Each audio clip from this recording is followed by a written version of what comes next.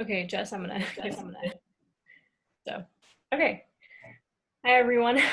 Good evening and welcome to our webinar event, Coal Costs Us Documentary and Panel on Health and Wellbeing. My name is Keisha Patel, and I'm one of the co-founders of the Gaia Coalition Network and a member of the Clean Power Coalition of Southeast Wisconsin.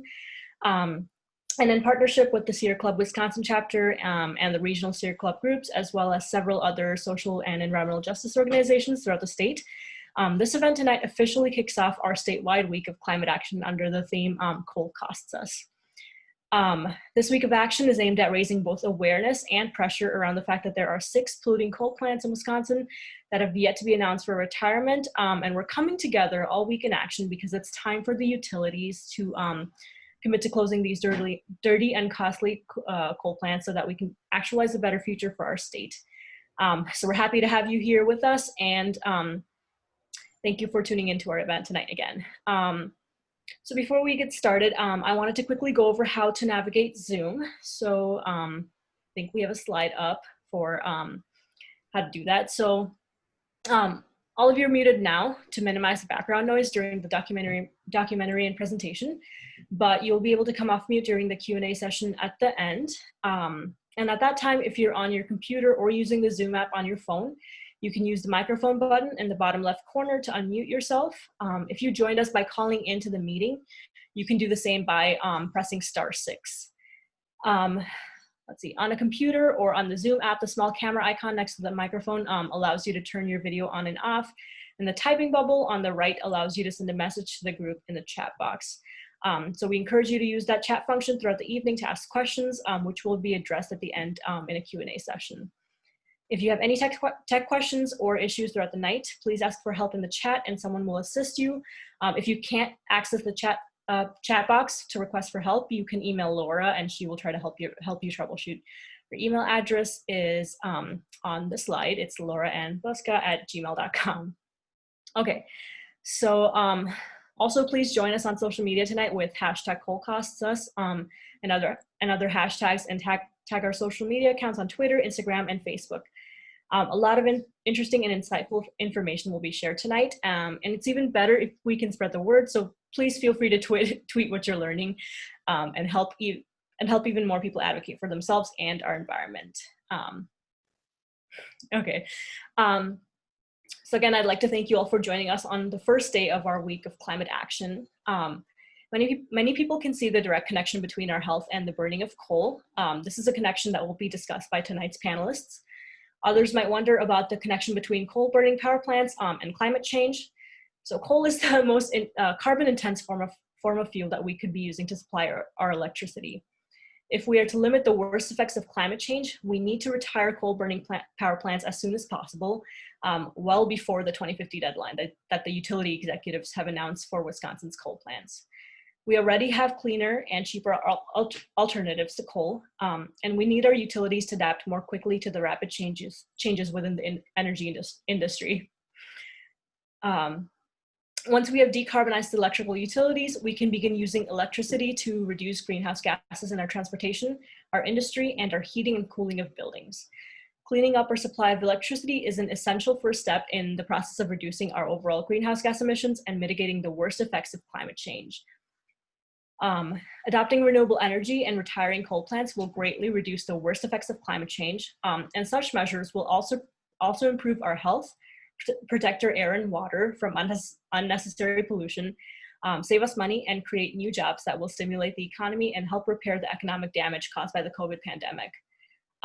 This is a direction that utilities around the country and the world are taking. Wisconsin, and in particular utility companies, however, like We Energies and WPS, have fallen behind other regions and other utilities in making this crucial transition. So together, our insistence on cleaner renewable energy sources or renewable sources of energy will benefit all of us. Those who live near the coal plants and the coal trains, those who live and work in Southeast Wisconsin, where air quality is the most compromised, and everyone who depends on a stable climate that has for too long been taken for granted. Our health and well-being can't be compromised any longer. It takes all of us to build a just society, and we thank you for joining us in collectively voicing our objection to a source of energy that is far too costly for all of us. So tonight, we are grateful to get to hear experiences and expertise from many perspectives. We'll begin with the documentary We Neighbors, where we'll hear from neighbors living closest to the Oak Creek coal plants. You'll also meet Tom Rutkowski, who with his wife Natalie produced the film. We'll then have a presentation by Dr. Linus Santo Tomas, a pulmonologist with Froedtert and the Medical College of Wisconsin in Milwaukee, to learn about the impacts of coal on our health. After that, you will be introduced to a panel of community leaders, healthcare professionals, coal plant neighbors, and clean energy advocates who will share additional insights on how coal is a threat to our health, our well-being, and a just society. We'll have Q&A after that, so please feel free to submit questions in the chat, and our moderators will track them for that portion of the webinar. So let's get started. I'd like to invite Tom to introduce himself and the film We Neighbors. Thank you, Keisha. So just to give you some background information on this film, almost anyone who lives in southeast Wisconsin has seen the stacks when you drive past the plant. And I want to be clear that there are actually two plants there. They go by the name of Elm Road and South Oak Creek plant. It's actually fairly hard to see that plant, as big as it is, because there are berms surrounding it. And so you see the stacks, but you don't really see the complex that easily. But on the other side of the road, the thing that's really easy to miss are these plots of grass across the way that basically line the road along the other side of Highway 32. And if you didn't know, you would never know that there were houses there and that those people were actually bought out by We Energies. And many of those people had to could sign non-disclosure agreements. And basically, they could not talk about the deal or, their experiences of living close to the plant. So in some ways, we actually paid to level those homes and also to keep those people silent. So it's a relatively minor cost when it comes to thinking about the cost of coal, but it's very ironic and strikes me as ironic that we would pay actually so that their stories would be unheard. So knowing that a lot of people were moving from that neighborhood, we realized that we should probably record their stories. So my wife suggested that we do these interviews, and I put them together so that we would have a record of what people's experiences were like. In some ways, then, the people in this video speak for those who have left. I'd also like to say that not everyone feels comfortable doing an interview, and not everybody wants to go on record against a billion-dollar corporation that just happens to be their neighbor. So these people represent others that aren't included. In the past few weeks, I have talked to a few people who live near the tracks in Racine, and over the years, I've talked to others. And what strikes me is that almost all of them can tell me exactly when the trains pass by their house at night. Some of them will be very specific, like 6:20 in the morning last night or 3 o'clock. And if you live near the tracks and your house is rattled both day and night, you can see that the coal is costing them the quality of life, and that it's hard to evaluate such things. What's the worth of a good night of sleep, uninterrupted dreams? What's it worth to not have coal dust spread throughout your neighborhood?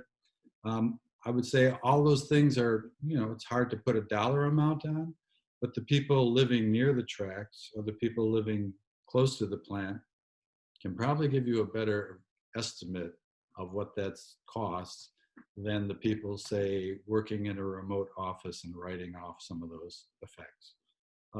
Bill McKibben says that climate change is a problem. It's a threat that has a deadline.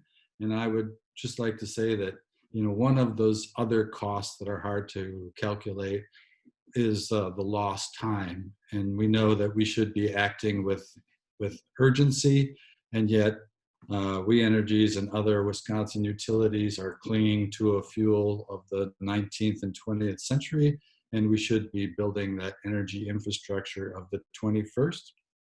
And I would say that in 50 years, if people were to look back and see that knowing what we know, the utilities did not make a rapid transition, that it would be very hard to believe, especially at a time when cleaner and cheaper alternatives are available.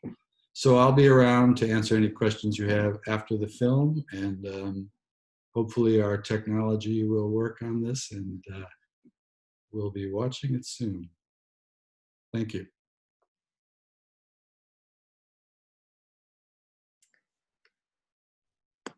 Okay. All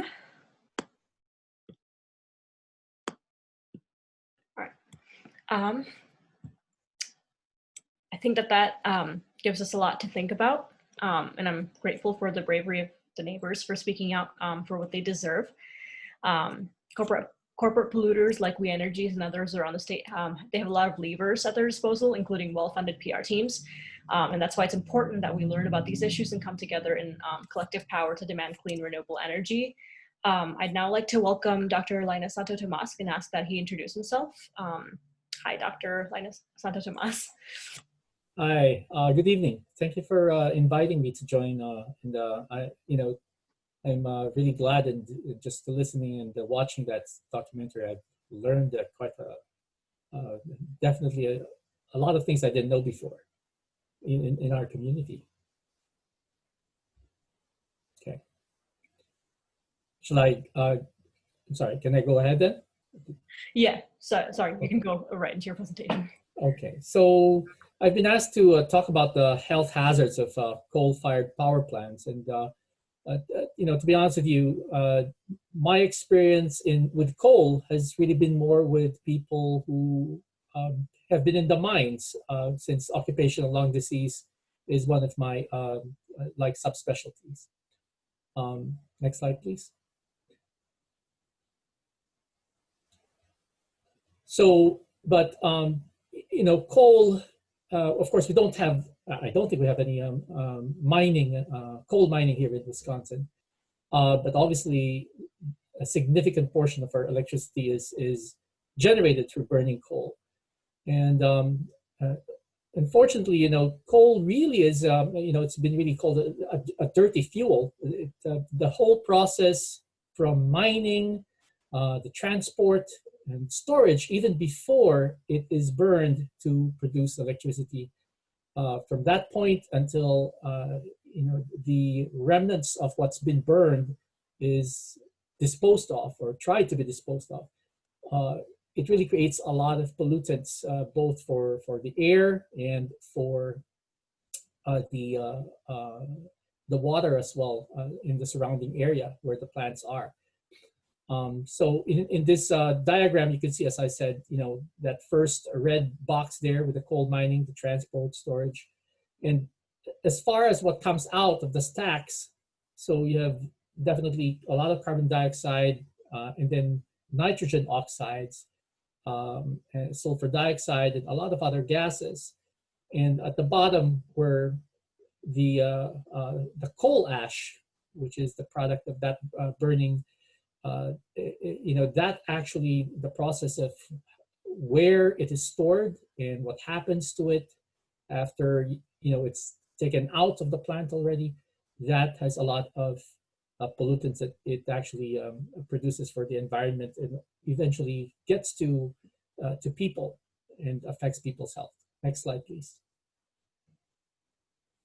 So as I said, my specialty was more really with people who have gotten disease from working like in the mines, and so I see a lot of people with silicosis, and even here in Wisconsin, it's usually people who have worked elsewhere and then moved to Wisconsin who have experienced, or rather have developed, coal workers' pneumoconiosis or coal miners' disease.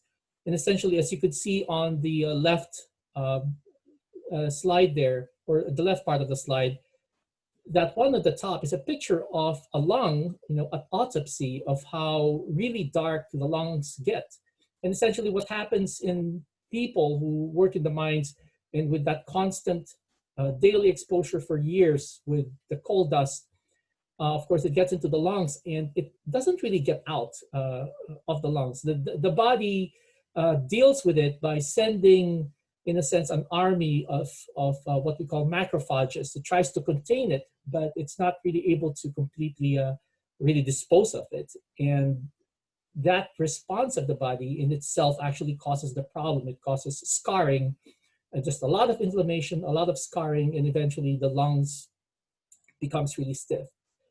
And what's concerning, if you look at the slide now on the right side, the larger part on the right side there, if you look at coal workers' disease, you could see that there was a successful or significant reduction in it, and probably the nadir was around the 1990s, the late 1990s, and it was really alarming to a lot of us in the medical field when we started seeing more, and I'm sure more so the physicians who are in Kentucky, Virginia, in Appalachians, they started seeing more and more of these patients who have, coal workers' lung disease when they thought they had taken care of this already. And what was also more surprising was that it was happening a lot faster. And so there's a sudden surge. And, in investigations, it appears that the way they've been mining coal now, and also the kind of shelves that they've been mining in, have a lot more silica with them. So it's not just coal, but silica. And that really causes the reaction of the lungs that causes a lot more destructive scarring, which is quite concerning. Next slide. So again, going back to that slide, I'm trying to go through how exactly, we don't have mining here, but how exactly could we be affected even if there's no mining in Wisconsin for coal? So I think the what we just watched, and I think probably some of the people even who are in the audience that were in this call are aware of that. Exactly what happens is that the coal, as it's transported, so in the trains, if they're uncovered, then you have a lot of this coal dust. The wind just blows them off the trains. And right there in the electric plant, okay, before it's actually burned, it is in those coal piles. And although they try to do a number of things to mitigate the dust being blown off, we can see that it still does get blown off and gets into people's houses and of course, well, probably in people's lungs as well. So the coal could get introduced, and its byproducts, and as well as the toxicants or toxic materials that come from the processing of this, could of course enter by inhalation, or it could get to our food through either water or the food chain. And also some of the toxic substances, which are byproducts of the process of burning coal, of course, may also affect us by just getting on the surface of our skins. Next slide, please. And so this is a news item regarding exactly what has been happening near the Oak Creek. And I won't belabor this, since the documentary, I think, was essentially about this. But it was, quite frankly, for me, very educational to learn more about this as well. Next slide, please. So coal-fired power plants, it's really, again, a dirty type of fuel. It emits 84 of 187 hazardous air pollutants identified by the US EPA. It produces 81% of the electric power industry's greenhouse gases, so mainly carbon dioxide, methane, and nitrogen oxides. Also, with the process of burning, it concentrates the radioactive material and the heavy metals in the coal ash. Next slide.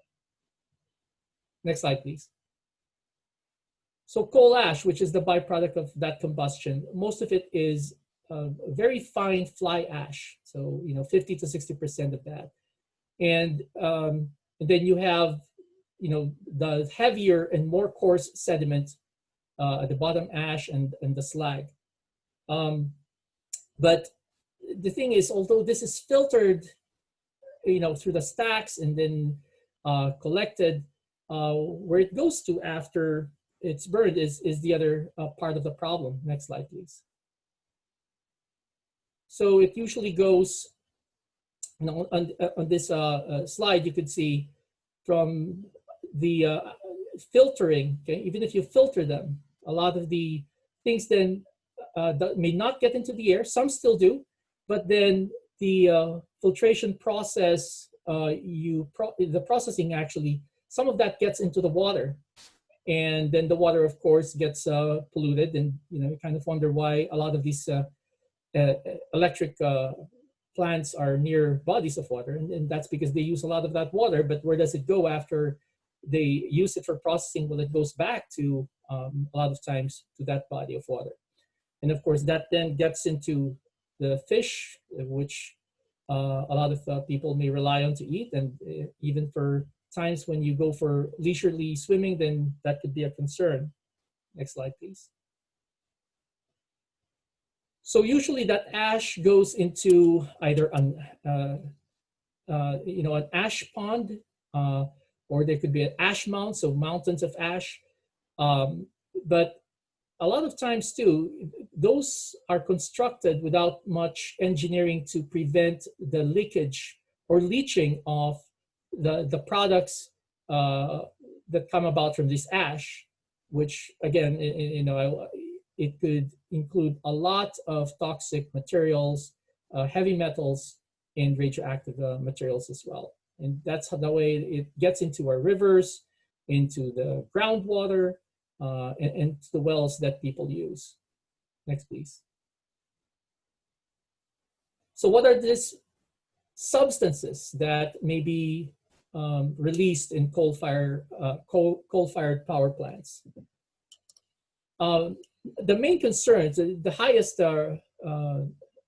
risks are those that are released from mercury as well as arsenic. So these are two of the main things that are definitely could be released in significant amounts and could have significant effects.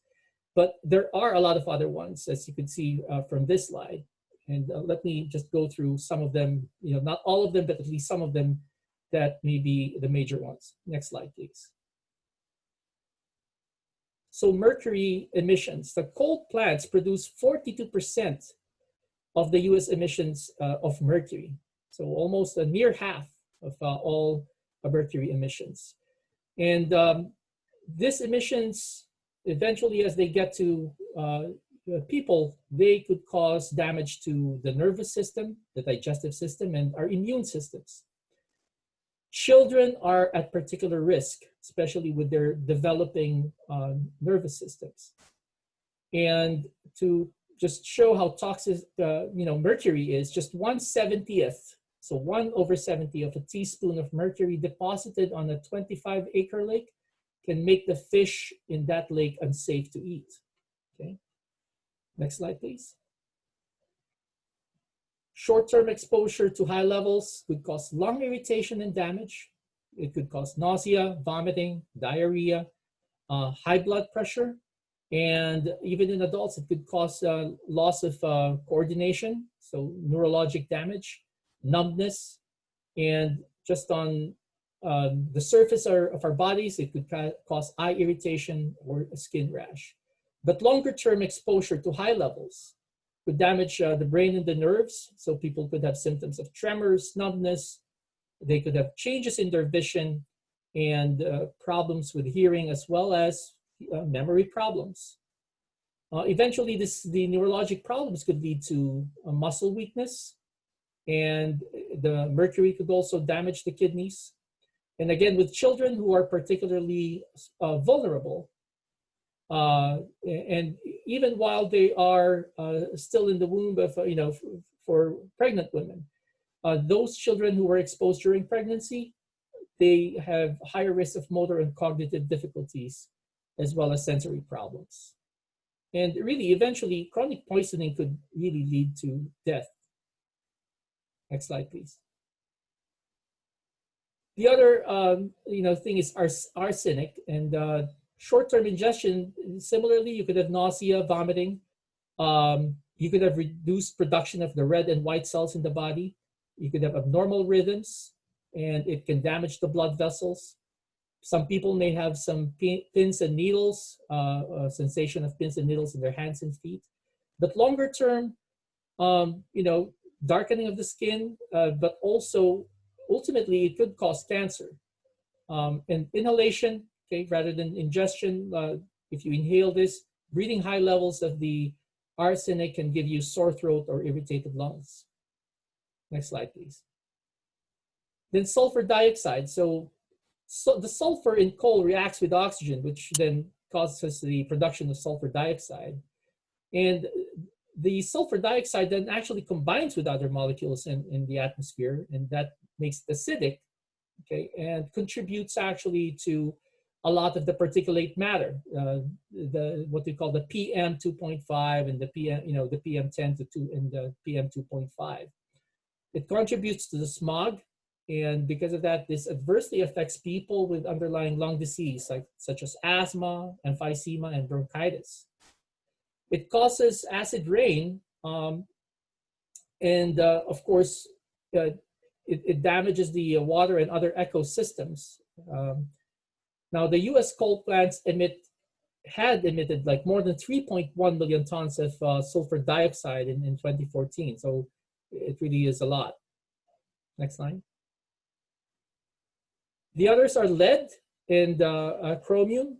And, just as shown in the slide here, unfortunately, there's really no safe level of lead exposure, especially for children. And again, it could affect your nervous system, the kidneys, the heart, and eventually lead to death. Chromium, likewise, usually the route of exposure is through ingestion, and it causes a number of problems. And when inhaled, though, it could also cause problems with asthma, as well as eventually it could predispose to cancer. Next slide, please. Now, those are just some of the things I focused on, but as I said, there's a whole host of other chemicals, most of them with potential to cause cancer that are emitted by coal-fired power plants. Next slide. And one of the concerns that was raised also with that documentary we saw is fine particulate matter, and especially those that are in the magnitude or the size of like 10 micrometers wide, and those that especially so if they're smaller than 2.5 micrometers wide. So this slide that just shows you a comparison of how small these particles are, comparing it to a human hair, which is 70 micrometers. And so PM10, particulate matter, which is 10 micrometers, which is the concern because, and the 2.5 as well, because the smaller it is, the farther along the respiratory tract it could travel to. That's just a comparison. Next slide. So here in this slide, as mentioned earlier too, and I think in the documentary as well, so the larger the particles, usually our upper respiratory tract, so the sinuses and the throat, so it may get trapped in there, by the mucus, by the hair and the nose, and then eventually you sneeze it out. But then the smaller they are, and especially as it gets smaller than 10 micrometers, and then more so less than 2.5 micrometers, the farther it gets into the lungs. And the farther it gets into the lungs, obviously the harder it is to deal with it. I mean, there are cells in our bodies which tries to clear these, but sometimes they are unable to, and they are immobilized in the lungs, but over time they cause scarring in the lungs. And in the meantime, they could cause acute inflammation, which leads to the bronchiolitis, bronchitis, and sometimes even pneumonia-like manifestations or inflammation. Next slide, please. So again, the smaller the particles, they could get deeper into the lungs, and eventually, since one of the functions, of course, of the lungs, or the main function, is to get that oxygen, get it into the blood vessel, and get to the rest of the body. Well, if you have those very, very small particles, they actually could get through the barrier in the lungs and eventually get to the blood vessels. And in doing so, it then causes inflammation, not just in the lungs, but it could cause inflammation in the blood vessels. And that's why it could affect the heart as well. So it can increase heart attacks, irregular rhythms, aside from, of course, things that are primarily manifestations in the lungs. So again, at some point, because of how small it is, it gets to the rest of the body and causes trouble elsewhere, not just in the lungs. Next slide, please. Then the other concern is ozone. So how does ozone form? Well, there's good ozone, as they say, and there's bad ozone. Ozone, which is really way, way high up there in the atmosphere, it protects us from the UV light, right? But if ozone is on the ground, it's not good, okay? And usually ozone is formed, it's really three, the oxygen we breathe is composed of 2 oxygen molecules or atoms.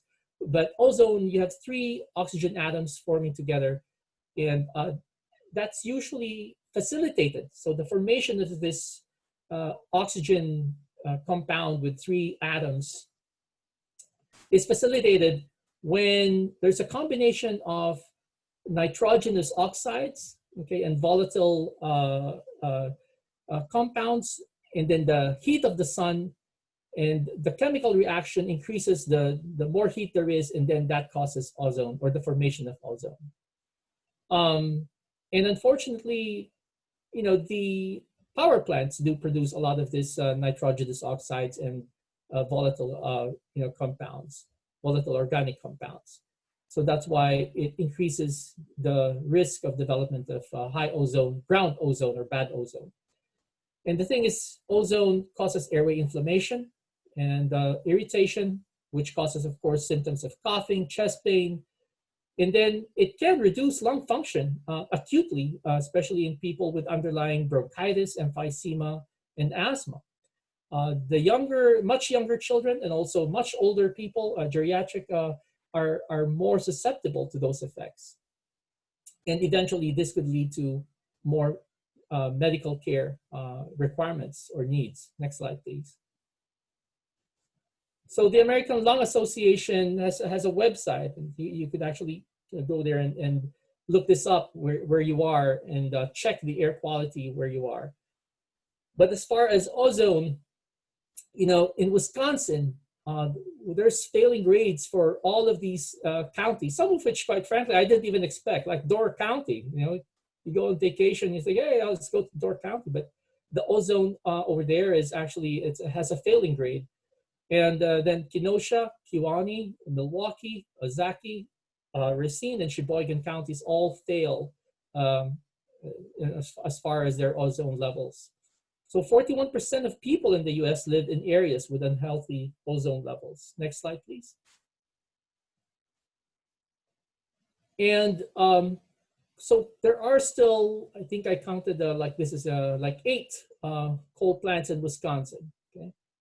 And a group of researchers and scientists had estimated, doing modeling equations, and they tried to estimate the health effects attributable to the fine particle air pollution that is a result or the product of the power plant emissions.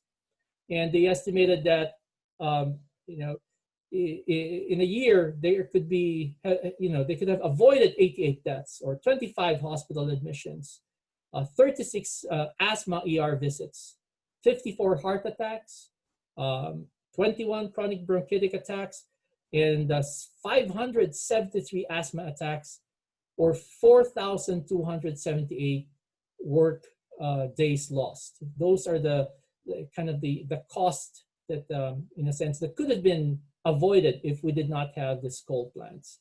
Or I guess, these are the contributions of the coal plants because of the emissions that they have. Next slide, please. And in general terms, when you look at the data and the research that has been done on this, what has been found really is that communities around coal-fired power plants have a higher death rate.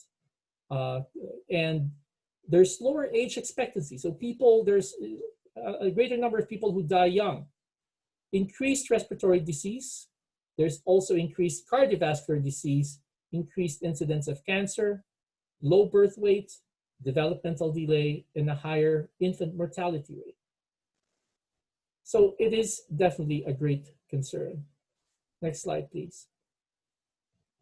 So I think, with this data and what the research tells us, it's really important, I think, from this point on, if we have to fight for our health, our lives, and our planet, we should really be moving beyond coal. Thank you. Thank you for that informative presentation, Dr. Santo Tomas. I think many of us will be processing a lot of what you shared and seeing things in a different way going forward. We now have several panelists who we welcome to the webinar. And once we have everyone situated on screen, we'll start some introductions. Sister Rajan Saitaki will be facilitating the panel discussions. So welcome, Sister Rajan. Would you like to share a little bit about yourself before we get to our questions for panelists? Sure. Yes, I am currently the executive director at the Eco Justice Center and have been there for about 4 years. So I have driven back and forth to work every day and seen those coal plants, and I'm glad to be part of the Clean Power Coalition and to be able to host that meetings during pre-COVID time. So now I guess I'll turn it over to our panelists. If you could introduce yourselves, saying who you are, what you do, and where you live. You want me to just go first? Sure. Okay. Hello, everybody. My name is Fabi Maldonado. I am the County Board Supervisor of the 2nd District, which is the south side of Racine, predominantly of large people of color district. I'm also the political director of Voces de la Frontera, which is an immigrant and labor organization statewide. Thank you. Sister Janet, you want to go? Right, I'm Sister Janet Weyker, and I live here at the Eco Justice Center. We've been here since started in 2004, which is like almost 16 years. I'm a Racine Dominican, and I'm also a member of the Greening Greater Racine and Visioning Greater Racine. And I volunteer at the EcoJ. Thank you. Dana? Hi, I'm Pastor Dana Kelley. I am civic engagement organizer for Citizen Action, also the lead organizer for Northside Rising and the Green New Deal of Milwaukee. I do live on the north side of Milwaukee, and I do a lot of work in the community to try to make the north side better than what it is currently. Thank you. And Dr. Victoria? So somehow my video just went away, but I'm Victoria Gillet. I'm a primary care physician in Madison, Wisconsin, and work closely with the Sierra Club here in Madison. Thank you. Thank you, everyone. So I have had lots of input. We have some questions, and we'll just go through, and I'll make sure to say who I'm directing it to. And then for those of you that are listening, feel free to please add questions to the chat as our panelists are speaking. There will be time at the end to answer these, okay? So I'm gonna start with Sister Janet. We heard so much about you and other neighbors' experiences living near coal plants in the documentary, and we'd like to ask a question as founder of the Eco Justice Center and an active environmentalist in your community. How does your work related to coal-generated electricity? All right, the Eco Justice Center has been dedicated to environmental education and care for the earth. And it was kind of ironic when we found this 15-acre site to develop the Eco Justice Center that we were so close to the coal power plant, which was almost like a contradiction to what we stood for sustainability and care for our planet, because we wanted to teach people how, and we wanted to model how we could best live in a responsible relationship with the environment and all of those who share these 15 acres with us. And so in the beginning, when we were here, they were just proposing the building of that power plant, and I was a part of the environmental group in town that was trying to oppose the construction of the new plant. And so as we educate the thousands of people that have come to the Eco-Justice Center over the years, we try to show the children and the adults that there's a better way of living in a sustainable way and having energy by installing solar panels, and we have a wind turbine, and we have a geothermal heating and cooling system, which also served as a model and example of what other people could do to live more sustainably. And we do that also through the Greening Greater Racine organization. They've sponsored programs and workshops to teach people how to save energy and to have energy audits in their homes and businesses so that they might install solar panels as well. Thank you. Moving on, Fabi, this question is for you. Thinking of environmental justice and statistics showing that some racial and socioeconomic groups are being harmed more by pollution than others, can you tell us what impacts you're seeing in your district and Racine County where you live and work? Yeah, thank you so much for the question. And thank you so much, everybody, for having me here. So I'm going to be honest, prior to me talking to Keith Coleman, who's been a really great advocate for this issue, I didn't even know that there was there's always been a train. I live 6 blocks away from the railroad that brings the coal into Racine County. And I just never knew that some of those trains that were coming in were filled with coal. I've lived in the South Side my entire life, multiple neighbors, growing up, I never really realized it until I started talking to Keith. But I grew up with a lot of friends who have asthma and respiratory problems. And it's all starting to make sense now. I don't get a lot of emails or comments when I was talking to neighbors or constituents about the coal. And I think it's because most folks don't know. The train comes. I remember hearing somebody, I'm not sure if it was in the documentary, but it was like clockwork. The trains, the coal, come in the early morning, so we don't see them. It's not something that you see, so it's not visible. But at 6 a.m., I remember hearing them 1 a.m., 3 p.m. It's throughout various hours in the late mornings. But yeah, I've heard those trains multiple times. And then growing up in Racine, my friends and multiple people, we fish in the river, we swim in the lake, we plant, we have gardens. I live 6 blocks away from the train, from the train tracks. Never occurred to me that maybe I should check our soil. But yeah, lots of our neighbors also do the same thing. So, what I do know, I don't know if I have any evidence to tie a lot of the issues that are in the community in the South Side is experiencing. Again, South Side of Racine has a huge people of color population. I'm the first Latino in 180 some years to ever represent the South Side of Racine. So, in general, people of color and working class poor folks are the issues like the environment is something that's not usually on the radar, which could probably explain why I don't really hear too many folks reaching out to me on this issue who actually live in the district.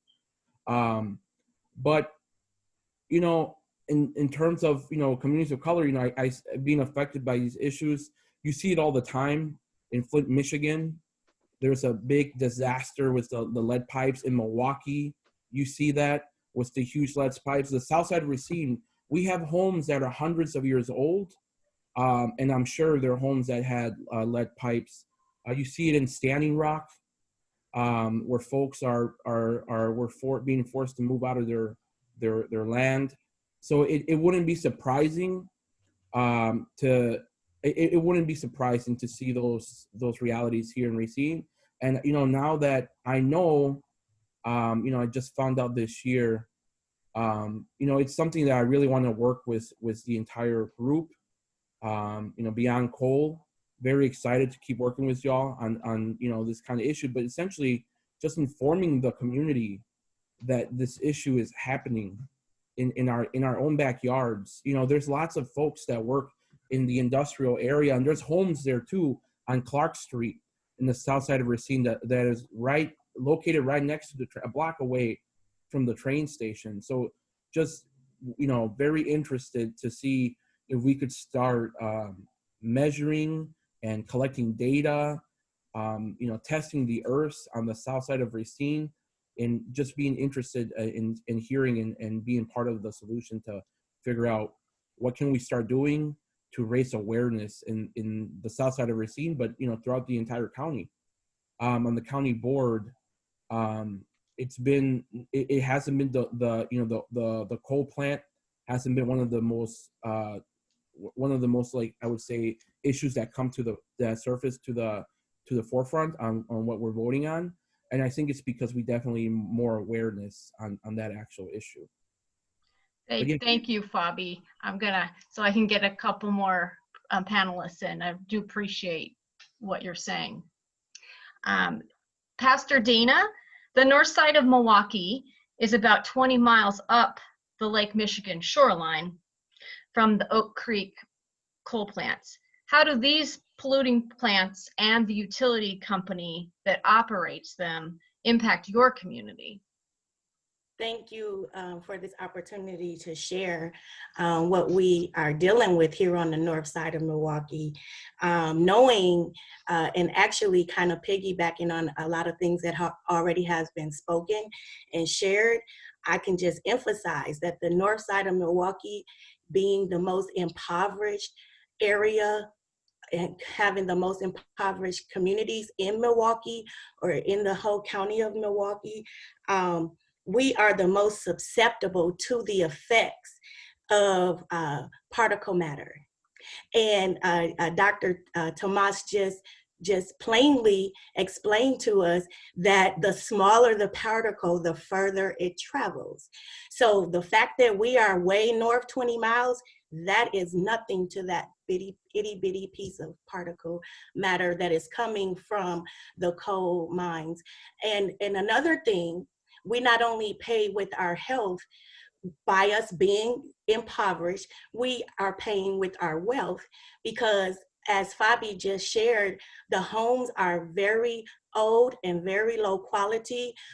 We have very poor or no insulation, weatherization, sealants, all of those things that would stop these pollutants, carcinogens, and allergens from getting into our homes and into our lungs. We have no opportunity to stop that.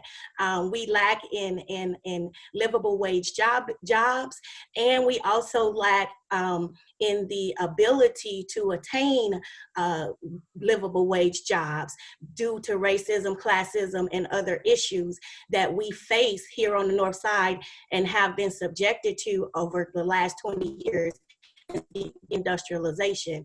We have so many empty buildings. I'm wrapping up, guys, but we have so many empty buildings that could be used to help to bring and create livable wage jobs to our community so that we can do things to help our own situation as far as building and rebuilding our community.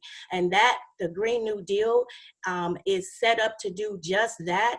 It is set up to create green industry jobs in the community of color for people of color.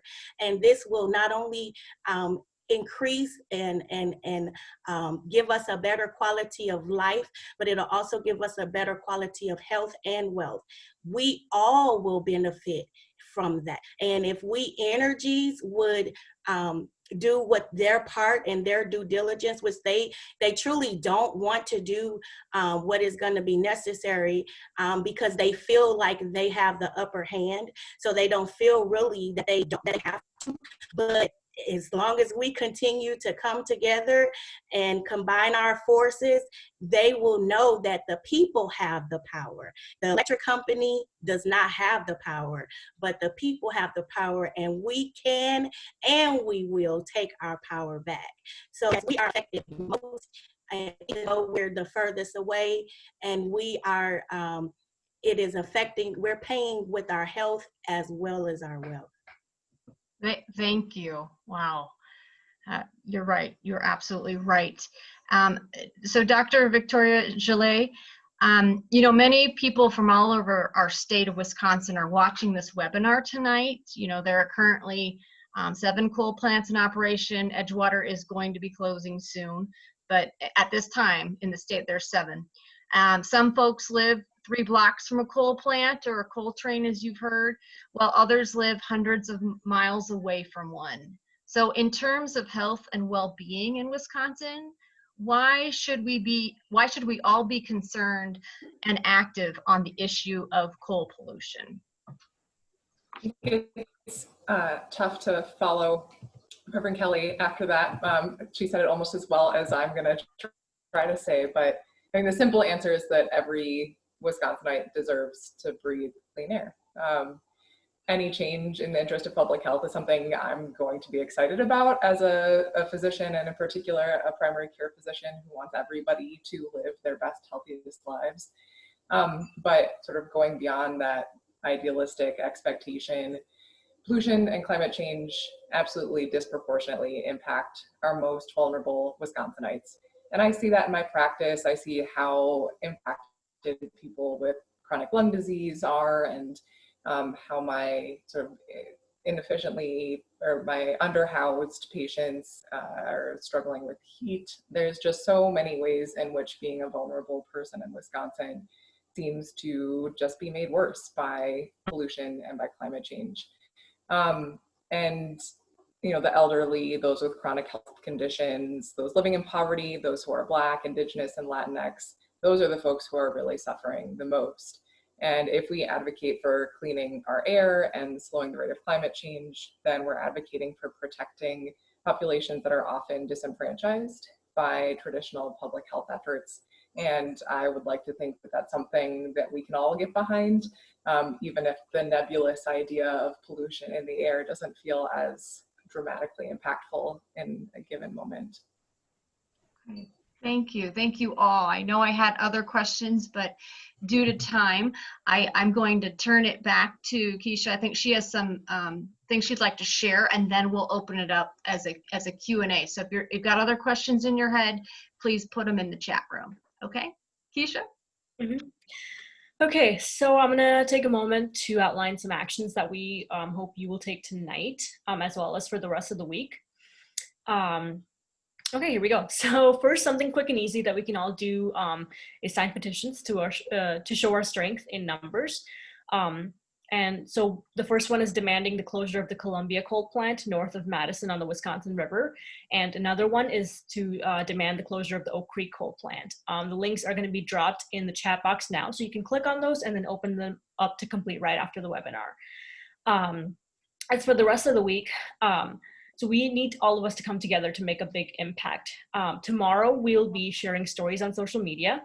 You can participate by viewing and reposting written and video stories about the impacts of coal, and you can even record your own video clip to be compiled in a powerful collage at the end of the week. All of our voices must come together. On Wednesday, we have a couple of opportunities for public comment and testimony. The Wisconsin Public Service Commission is offering a call-in public hearing on the draft of the state's strategic energy assessment, which is a report developed by the PSC every 2 years that serves as a snapshot of where Wisconsin stands on energy rates, affordability, and supply and demand. So testifying at the hearing is an opportunity to advocate for long-range planning in the transition to 100% clean energy, and to ask that utilities are held accountable. You can also submit written comments on the SEA through August 13th. Wednesday is also the last day to submit comments to the Wisconsin Department of Natural Resources on the air permit for a proposed fracked gas plant in northern Wisconsin called NTEC. If built, this plant would spew pollution like methane into the air, and building it would hamper our transition to 100% clean energy. Next, for Thursday, we ask you to call up your utility and let them know that you want them to phase out coal now and usher in clean, renewable energy. We'll round out the week on Friday with statement art, flyers, posters, sidewalk chalking, and other visually creative messaging to be shared on social media to inspire others, to express solidarity, and to put pressure on the utilities by tagging them in the posts. So this is truly a virtual week of action, and we hope to make the most of our online tools and platforms to make some big virtual noise. And the best way to tune in each day and participate in actions is to register on the event page, which is going to be dropped in the chat now for daily email updates, and to follow our social media accounts where we'll post info. Thank you all for coming together. This really means a lot to so many people in Wisconsin, and it's great to be a part of it all with all of you. Okay, so I think we're going to have some Q&A. So we're going to move into the Q&A for the remainder of our time. We will do our best to get through as many questions as possible. So we have Jess on the line who will be reading the questions, and we can also take questions by audio. So on Zoom, you can raise your hand. There's like a button that'll show a raised hand, and then we'll mute and unmute you based on that. Jess, do you want to start us off? Sure. Thanks, Keisha. So we had a number of questions come in for Dr. Santo Tomas. I guess one question that was submitted to me outside of the chat I thought I would ask is there a safe level of coal pollution exposure?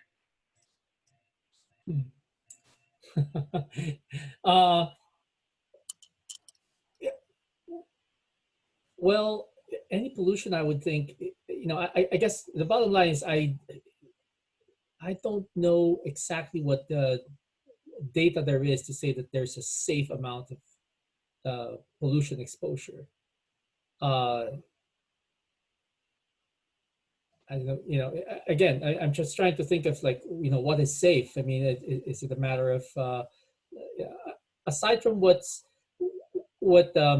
the components, it's the components that the pollution, like the ozone, which is a byproduct of the process of burning coal, and the sulfur dioxide. So it's more of the components that lead to that, to those numbers that I think you should be looking at, because it's not really just one thing, unless you're talking about like the carbon particles itself.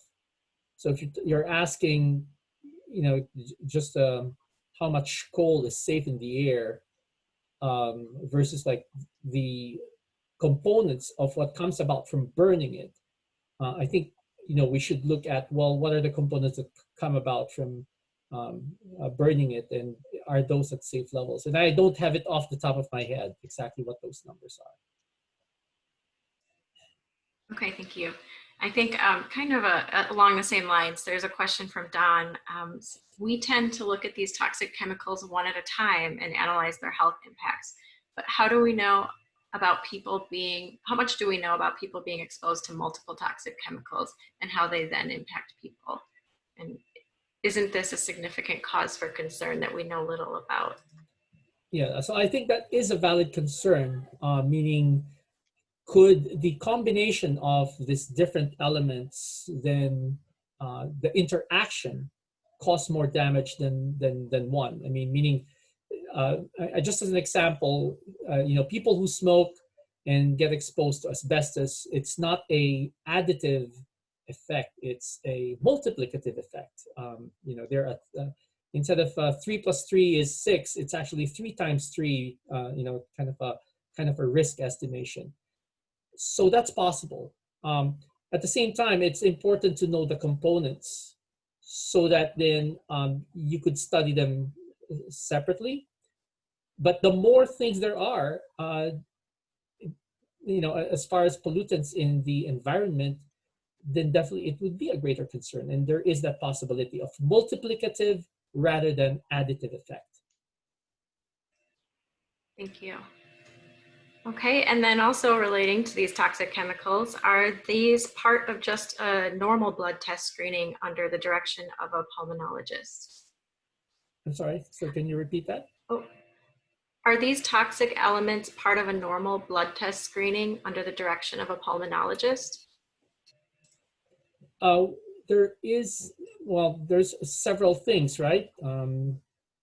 That we don't really have routine tests for them.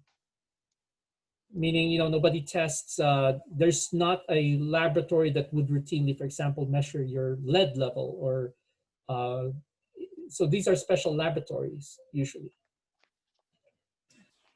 Okay, thank you.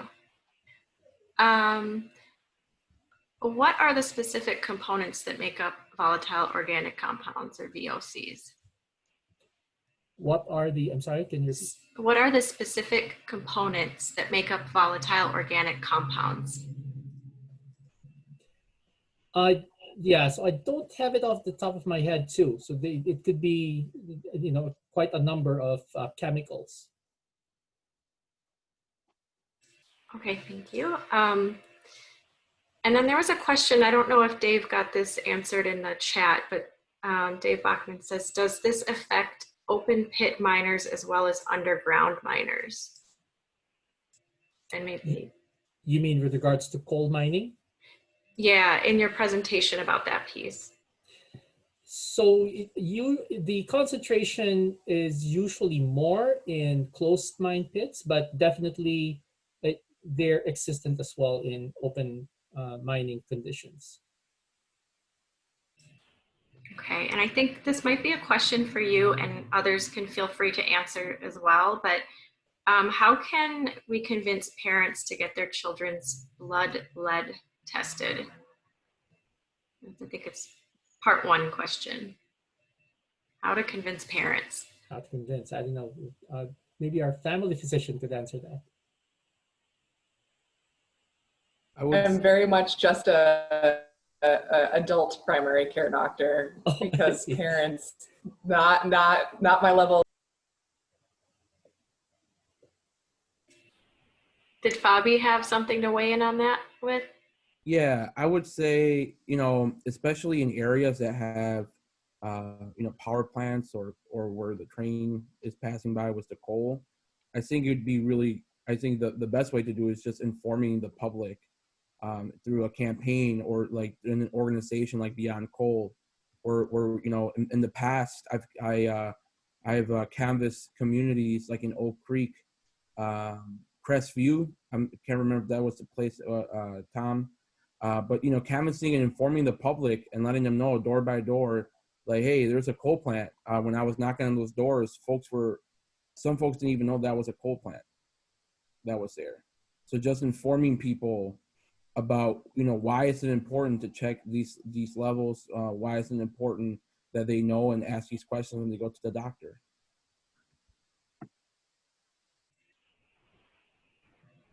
Thanks, Fabi. Let's see, we have a question. Let's see, Tom, our filmmaker, Tom Rutkowski. So we have some appreciation for making and showing the documentary tonight and the important stories. So there's been a lot of research showing that communities of color are impacted by air pollution at disproportionately high rates. How do these patterns of environmental racism play out or not around the Elm Road and South Oak Creek power plants? I think, and Fabi, you talked about that a bit too, so I don't know if Tom, you want to extrapolate as well. So, the area near Oak Creek is largely rural and white. I've lately interviewed some people that live along the tracks in Racine, and the pattern of environmental racism is clear in Racine. Who lives near the tracks? It's the poorer people of color. And so I would interview more now, but it's difficult with with the pandemic. So I had a Zoom interview last week, and there's a short video that will be released tomorrow with some of those people speaking. I don't know where that's going to be, in the Wisconsin Sierra Club or something. Yes, that'll be on the Sierra Club's Wisconsin Facebook page and the Clean Power Coalition Facebook page as well, and can be shared in many pages. Yeah, that'll be a good piece. Okay, someone has a question. What happens to the coal ash? Is it disposed in Oak Creek?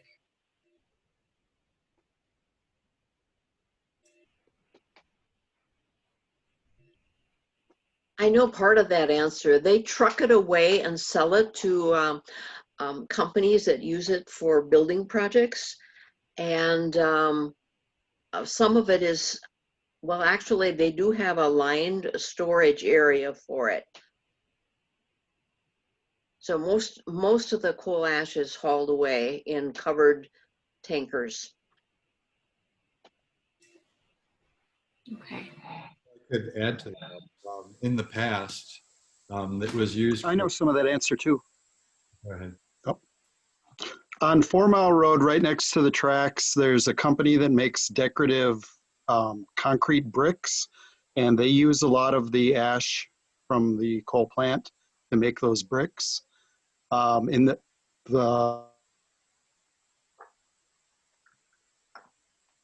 past, I don't know if they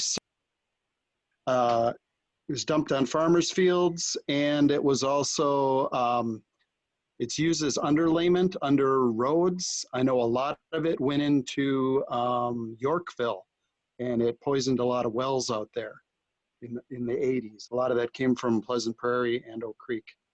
So I don't know what they're doing with it now. I think a bunch of it went into the concrete that when they rebuilt I-94. And then it's encapsulated in the concrete until 30 to 50 years from now, when they grind up that concrete to relay that freeway, all that ash will be released. That's all I got. Thank you, Keith. We are coming up on time, so I don't want to go over, but Keith, thank you. Keith has presented at some events for the Clean Power Coalition in the past too, as a railroad historian and local expert on these issues as well. So glad you're here, Keith, and thank you. So we do have to wrap up to be on time here. So thank you all for your questions. And there's going to be a lot of information coming out this week on our Facebook pages, and that will also provide greater detail around all of these issues as well. So watch for that, and I will pass it back to Keisha. Thanks. Okay. So you guys, thank you all for making this night a success. We've officially kicked off the Coal Cost Us Week of Climate Action. So please give yourselves a round of applause. It feels like we're making change together, honestly. And we are so appreciative of each of the panelists and presenters this evening. And we want to extend a special thank you to the Wisconsin health professionals for climate action, who have done a lot to make this event happen as well. Dr. Santo Tomas's presentation and the panel discussion were recorded and will be shared by email to those of you who have registered for tonight. It will also be shared on the Sierra Club Wisconsin chapter's Facebook page. So please watch for that and share and repost. And on that note, we will see you in the coming days for the Week of Climate Action activities. Don't forget to sign the petitions, and thank you again for joining us tonight. So take good care, everyone.